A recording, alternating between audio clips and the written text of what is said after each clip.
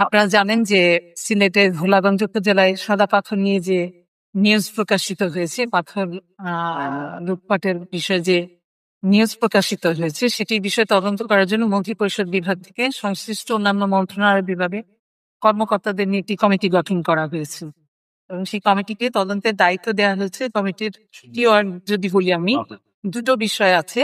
আমি এক্স্যাক্টলি আপনাদেরকে বলতে চাই, অবৈধভাবে পাথর উত্তোলনের ঘটনায় কোন কর্তৃপক্ষের দায়িত্বে অবহেলা ছিল কিনা সেটি নিরূপণ করা এবং উল্লিখিত ঘটনার পুনরাবৃত্তি রোধে সুপারিশ প্রণয়নপূর্বক আমরা রিপোর্ট দাখিল করবো। এই দায়িত্ব আমাদেরকে দেওয়া হয়েছে। আমরা কমিটি, এটি আপনারা বুঝতে পারছেন, মন্ত্রিপরিষদ বিভাগ থেকে কমিটি গঠন করে দেওয়া হয়েছে। আমি সেই কমিটির আহ্বায়ক। আমরা কমিটি যেটি করেছি, আমরা সিলেটে এসেছি। গতকাল আমরা সেই স্পটে গিয়েছি, কোম্পানিগঞ্জ উপজেলার ভোলাগঞ্জ যেখানে আমাদের সেই স্পট, সেখানে আমরা ভিজিট করেছি। ওখানে অনেক ধরনের জনগণের সাথে আমরা কথা বলেছি, যাকে পেয়েছি, যাদেরকে মনে হয়েছে আমরা স্পট ভিজিট করে ধারণা নেওয়ার চেষ্টা করেছি, কথা দিয়েছি।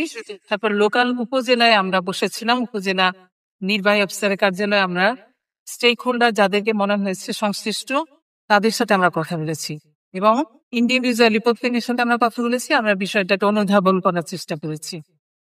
আজকে যেটি করেছি, আমরা জেলা পর্যায়ে সরকারি বেসরকারি বিভিন্ন ব্যক্তিবর্গের সাথে আমরা সেপারেট কথা বলেছি।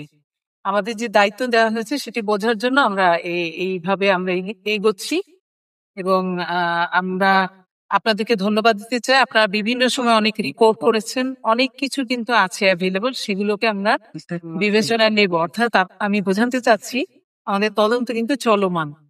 আমরা ব্যক্তিগতভাবে শুনেছি, এখন হলো আমাদের যেগুলো পেপার ক্লিপ আছে, পত্রিকার নিউজ আছে, অন্যান্য যে ডিজিটাল এবং ইলেকট্রনিক মাধ্যমে যে বিষয়গুলো আছে, সেগুলোকে কিন্তু আমরা পর্যালোচনা করব।